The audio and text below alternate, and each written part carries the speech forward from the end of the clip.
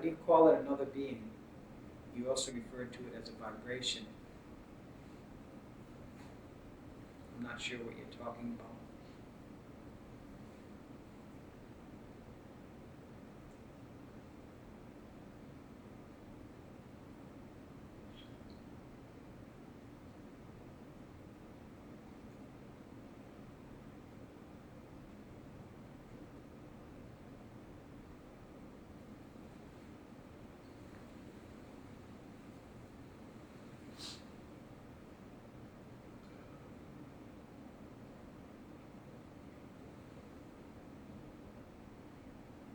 The viewer comments, I feel there is another being which expresses itself.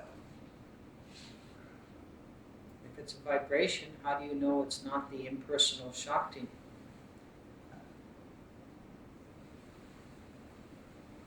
The Shakti is a level of being. It's just that it's not an individual being.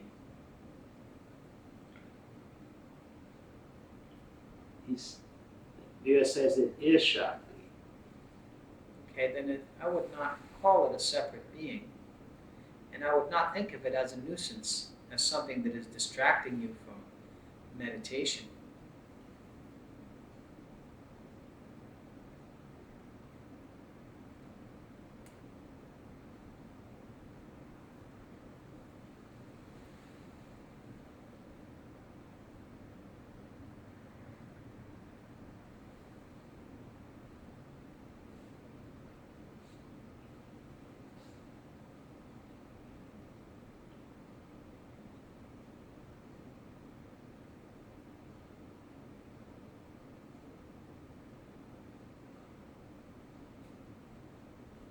Here, thanks you.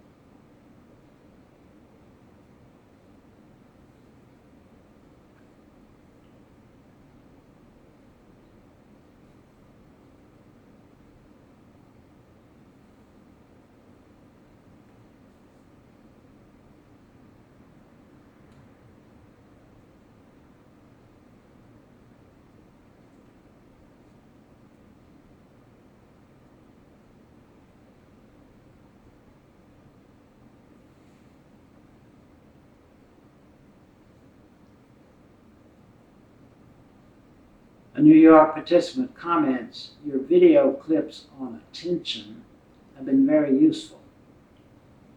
Attention comes out as an I thought for an instance and then blends back into the pure awareness.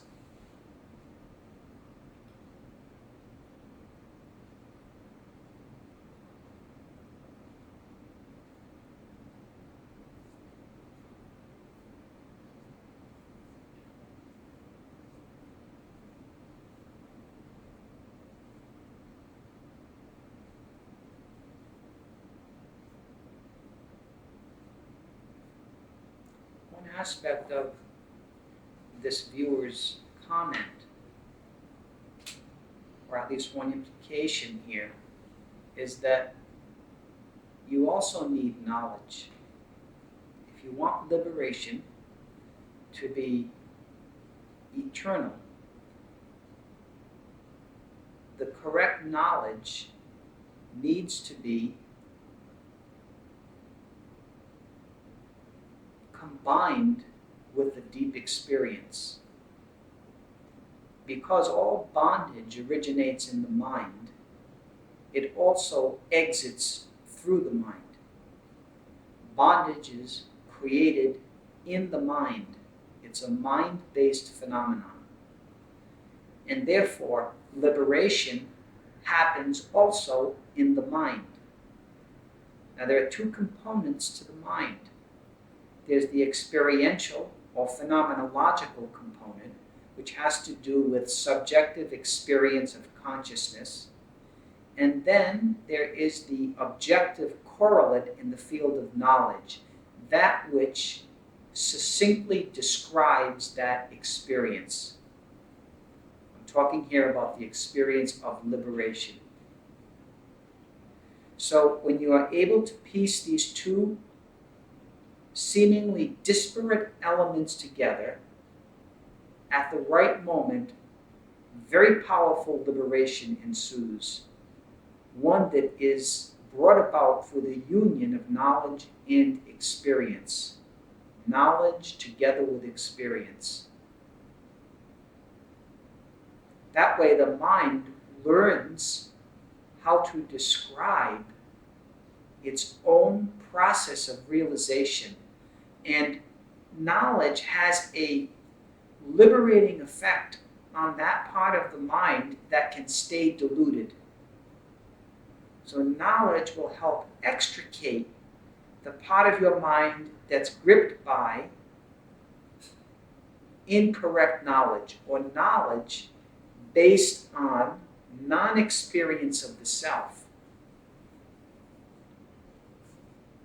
And this is all very important to know, what I'm sharing with you now. That knowledge and experience go hand in hand. And that's why I create videos. It's not because I don't have anything better to do, or because I want to advertise myself. It's so that those people who are on my path can acquire my knowledge. Because if you're receiving transmission from me, if you are in divine relationship with me as a spiritual teacher, the kind of knowledge I give you will be that which will easily match your experience. And so, you can see the crucialness, you can see the power, the potential power in putting these together, putting these two things together, knowledge and experience, in the full context of my teaching. So I hope you remember this. I hope you can recollect what I'm saying to you now in a future time, so that when you need knowledge, you can watch these videos, especially if you've had deep experiences with me and you know they're due to us being together. Let your mind be fed by the knowledge that I also give. The viewer has commented, David, that that's why I wrote, because last week the viewer wanted you to destroy his ego, which I knew was just a misunderstanding of I, attention, and identification. Your 3 videos posted on the internet on attention really cleared that up.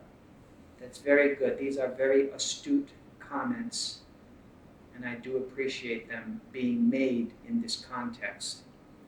This is very right. In other words, what we are talking about here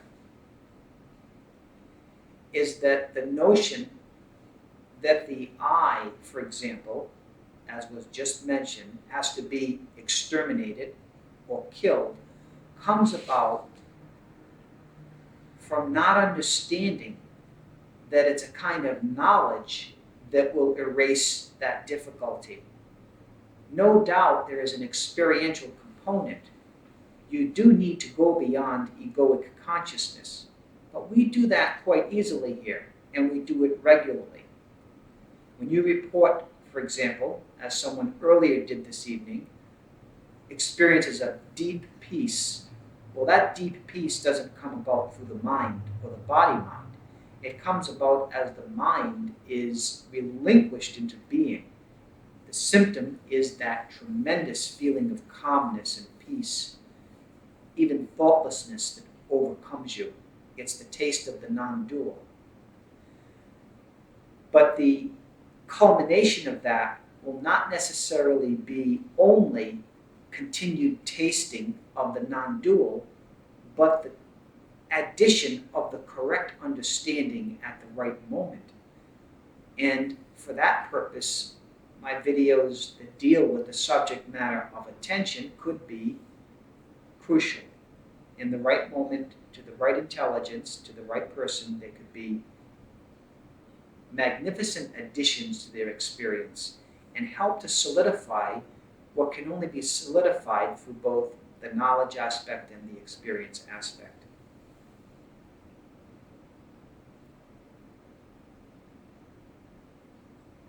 Otherwise, you'll think that all you need is more and more experience. So you'll get caught in the trap of craving more and more divine experiences. You may have already had a sufficient amount of divine experience to produce great liberation. All you need to do is know that. You need to attach the right knowledge. And you can really dissolve the whole movement of seeking simply by knowing your experience, really coming to an understanding of it. You have to read or listen, for example, if you read a text, say Ramana Maharshi's dialogues or monologues, conversations, whatever, if you use that as a text, you really need to read with your heart. You can't just process the words. Even when you're listening to my videos, you can't just listen with your ears. You really have to drop it back into that place where you reside. If you can drop and fall there and listen at the same time, you'll begin to put the pieces of the puzzle together. And you'll realize that real enlightenment is both experiential and born of knowledge, of purifying knowledge. You could say pure knowledge. Pure because it strikes that place of realization in the heart.